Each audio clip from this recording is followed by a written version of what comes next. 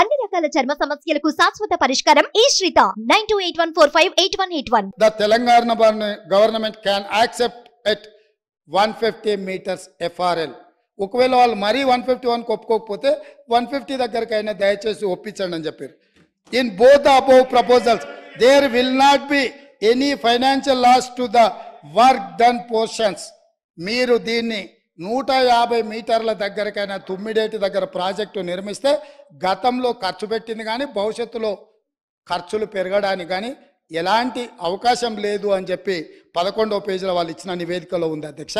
అదేవిధంగా అధ్యక్ష 13వ పేజీ అధ్యక్ష ఫైనల్ రికమెండేషన్స్ అంటే ఇంకా అన్ని ఎగ్జామిన్ చేసినాం, కంక్లూజివ్ రిమార్క్స్ ఇచ్చిండ్రు, తర్వాత ఫైనల్ రికమెండేషన్స్ ఇచ్చిండ్రు అధ్యక్ష 13వ పేజీలో. ఈ ఫైనల్ రికమెండేషన్లో ఏమన్నారో ఈ ఒక్క సెంటెన్స్ చెప్తా, ఈ తర్వాత అయినా మిత్రుడు హరీష్ రావు గారికి కనువిప్పు కలిగి తెలంగాణ సమాజానికి వారి క్షమాపణ చెప్తారు చంద్రశేఖరరావు గారి తరఫున అని నేను భావిస్తున్నా అధ్యక్ష. The proposal of construction of a barrage on main Godavari near Medigadda village and lifting 160 TMC of water to mid Maner reservoir is not desirable. Very clear, crystal clear and loud. They have said, ఇది ఉపయోగం లేని నిరుపయోగమైన ప్రయత్నము. నేను మళ్ళొక్కసారి చదివి వినిపించే రికార్డులోకి ఈ విషయాన్ని అంతా తీసుకురాదలుచుకున్న అధ్యక్ష. The proposal of construction of a barrage on main Godavari near Medigadda village and lifting 160 TMC of water to mid Maner reservoir is not desirable.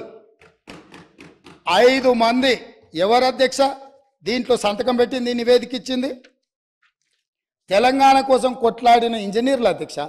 నీళ్లకు మన తెలంగాణ ఎట్లా బాగుపడుతుందో అని చెప్పిన ఇంజనీర్లు, ఆ ఇంజనీర్లు B Anantaramulu, P Venkataramarao, S Chandramouli, G Damodar Reddy, M Shyamprasad Reddy.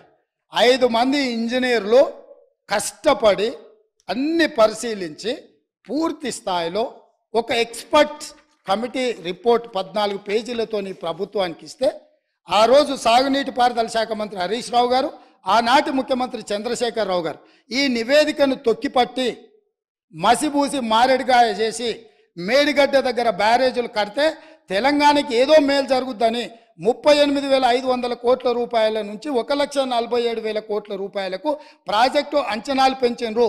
ఒకవేళ పెంచి అంచనాలతో నిర్మించినా అది ఉండి తెలంగాణ బీడులు వారిన భూములకు ఒకవేళ పచ్చని పైర్లు బండిని ఉంటే ఈ లెక్కలు ఈ ఉత్తమ్ కుమార్ రెడ్డి గారు రాత్రి మగళ్ళు కష్టపడి ఈ పవర్ పాయింట్ ప్రజెంటేషన్లు ఇవన్నీ చెప్పాల్సిన అవసరం లేకుండా అధ్యక్ష.